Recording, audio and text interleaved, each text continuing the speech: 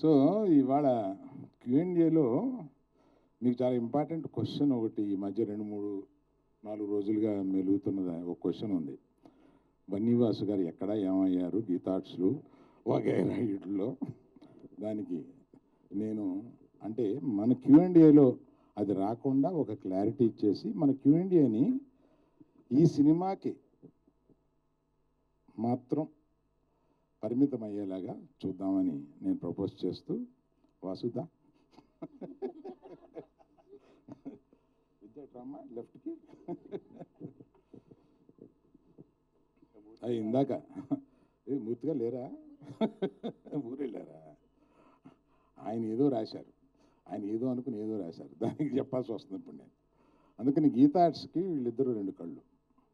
ఈ గీతా ఆర్ట్స్ నుంచి ఈ మధ్య రాసినవన్నీ ఊహాజనితాలు మాత్రమే. అవి వీళ్ళ ప్రయాణం బ్రహ్మాండంగా సాగుతుంది. నెక్స్ట్ 5 yearsలోనూ చాలా పెద్ద పెద్ద ప్లాన్స్ ఉన్నాయి గీతా ఆర్ట్స్కి. అది వీళ్ళిద్దరూ నెరవేర్చబోతారు. కనుక ఆ సందేహాలన్నిటికీ నేను తెరదించుతూ మిగతా స్పీచ్కి వెళ్తాను. Thank you. 2 కళ్ళు పెద్దగానే నేనే. కానీ అప్పుడు అది అప్పుడప్పుడు కొడతా ఉంటుంది, కన్ను కొడతా ఉంటుంది.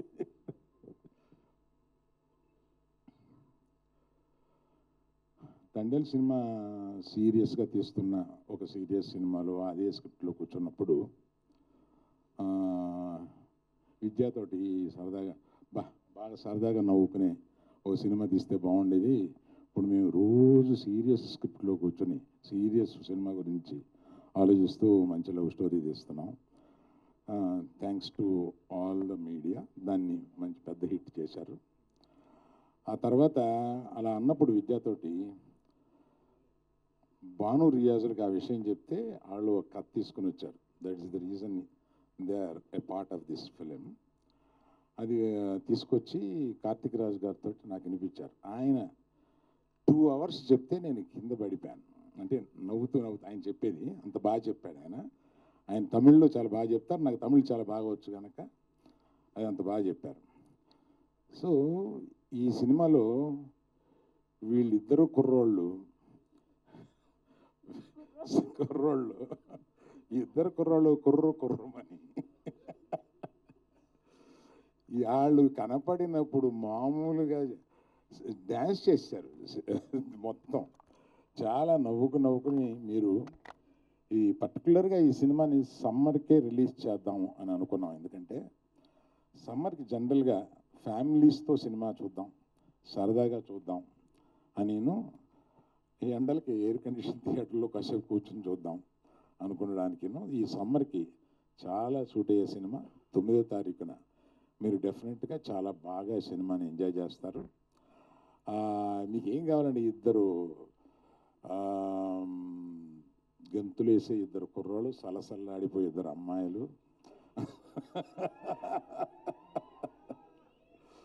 మాకు వాళ్ళందరినీ పైన లేపి నుంచోబెట్టడానికి మన చంద్రశేఖర్ గారి మ్యూజిక్ తోటి. ఆయన చాలా తక్కువ సినిమాలు చేస్తారు, అందులో ఈ సినిమా ఒప్పుకొని చేయడం is really good. And whom I forgot, Vel Raju గారు, కరెక్ట్. ఈ సినిమా ఇంత బాగా కనపడడానికి, చాలా రిచ్గా కనపడడానికి ప్రొడక్షన్ వాల్యూస్తో పాటు వాటిలన్నింటినీ కనపడేలా చేసిన మన వేల్ రాజు గారిని కూడా ఇక్కడ నేను తలుచుకోవడం చాలా ముఖ్యం. అందరూ కలిసి ఈ సినిమాని చాలా బాగా మీరు ఎంజాయ్ చేసేలాగా తీశారు. అలా పర్టికులర్గా ఈ సినిమాకి సారథ్యం వహించి ముందుకు తీసుకెళ్ళిన విద్యకి నేను థ్యాంక్స్ చెప్తే అంత బాగోదు, నా మేనగోడలు. She has learned lot of things in this film. Vennela Kishore పెట్టిన కష్టాలకి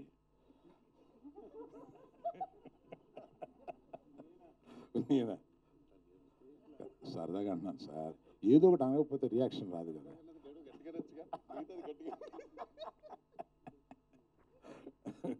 వెన్నెల కిషోర్ రెడ్డి ప్రత్యేకంగా నాకు ఇష్టం. ఆయన పాత సినిమాలు ఏంటంటే పెట్టి మళ్ళీ చూసుకుంటూ ఉంటాను. పర్టికులర్గా దూకుడు ఇందాక ఈ లుంగి కట్టుకున్న అమ్మాయి, లుంగి సగంగా కట్టుకున్న అమ్మాయి ఏదో సార్ అన్నది. విద్య గారు యాజ్ ఇట్ ఈస్ స్పెక్స్ తో సహా కావాలని చెప్పారంట. స్పెక్స్ కూడా తెచ్చుకున్నా, నేను పెట్టుకోలే, మర్చిపోయాను. మర్చిపోయావా?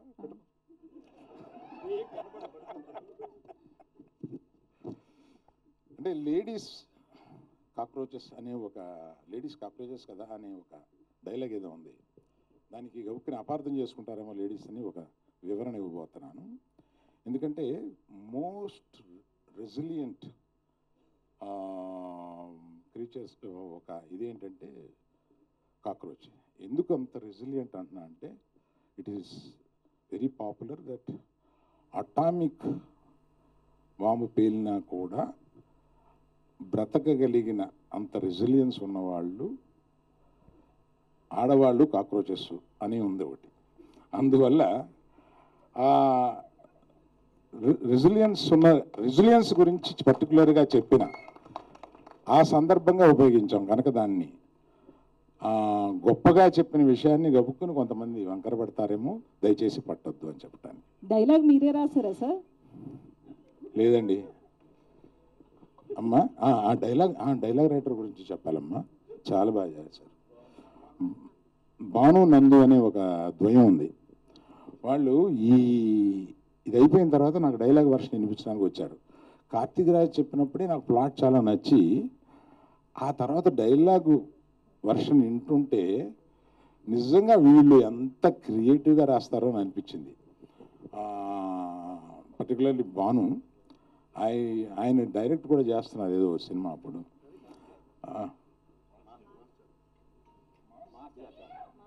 మాస్ జాతర అనే సినిమా డైరెక్ట్ చేస్తున్నారు ఆయన. దీనికి డైలాగులు రాశారు, చాలా బాగా రాశారు. You will enjoy. I think సమ్మర్లో ఇది మిమ్మల్ని అందరినీ చాలా కూల్గా ఉంచుద్దని అనుకుంటున్నాను. Thank you. You can go for Q&A. Thandel సినిమాకి బాగా సెట్ అయ్యి, ఇప్పుడు ఈ సినిమా ఇమీడియట్గా వచ్చే సినిమా అంత ఎక్స్పెక్టేషన్ ఈ సినిమా మీద ఉంటుంది.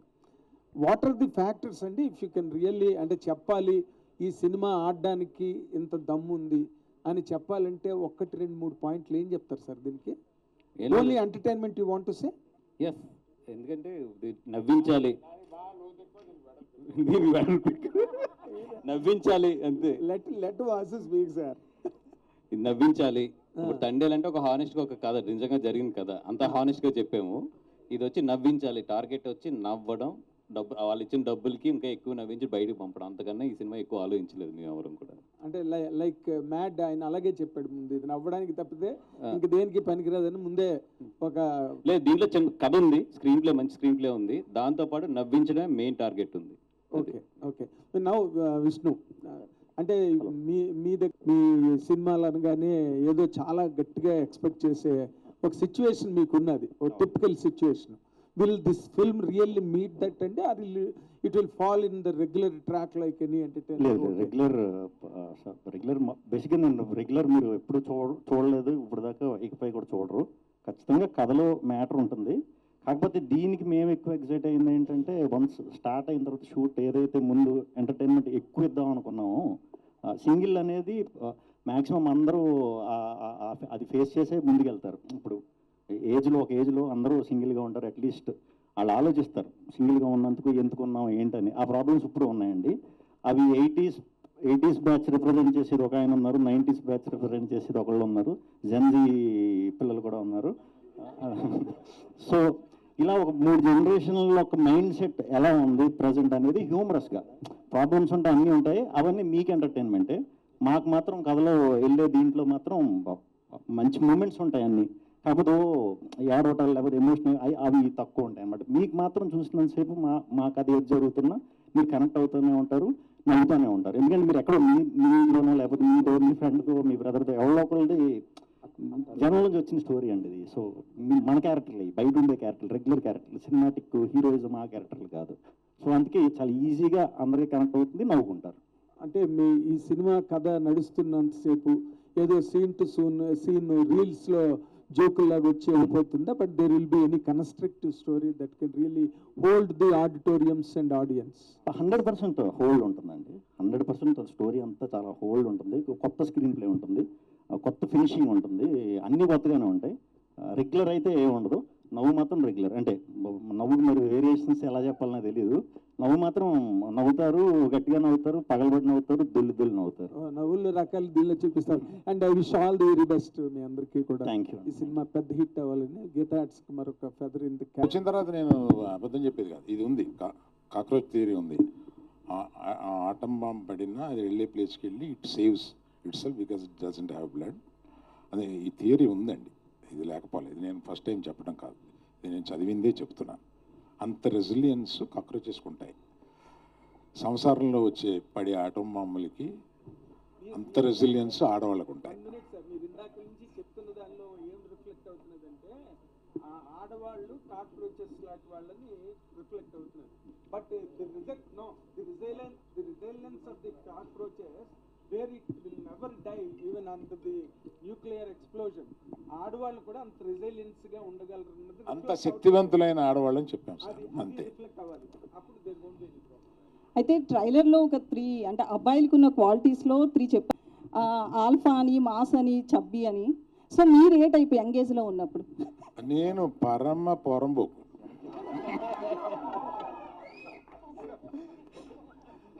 చాలా ఒక్క మాటతో చెప్పాను.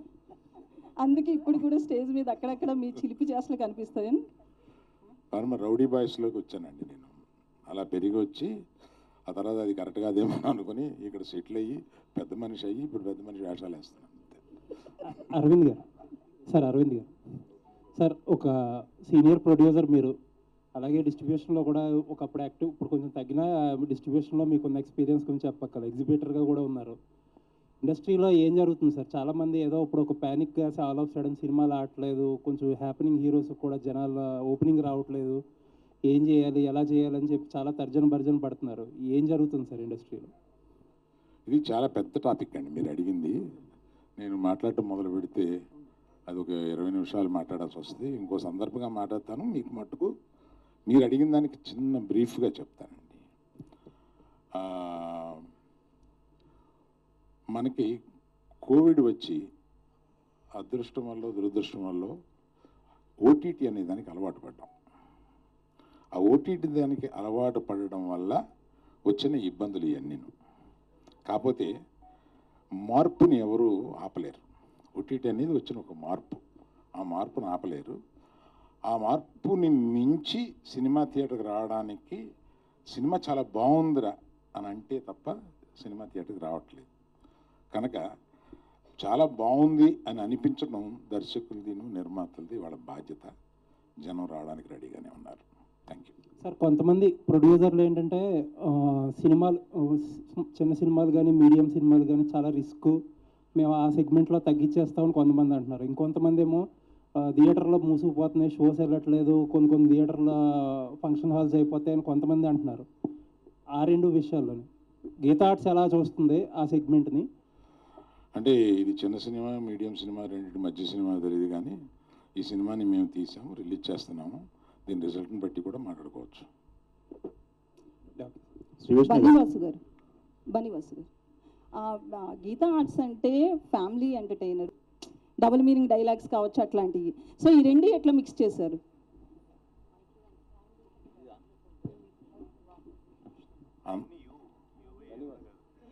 ఎవరు చెప్పినా వాసు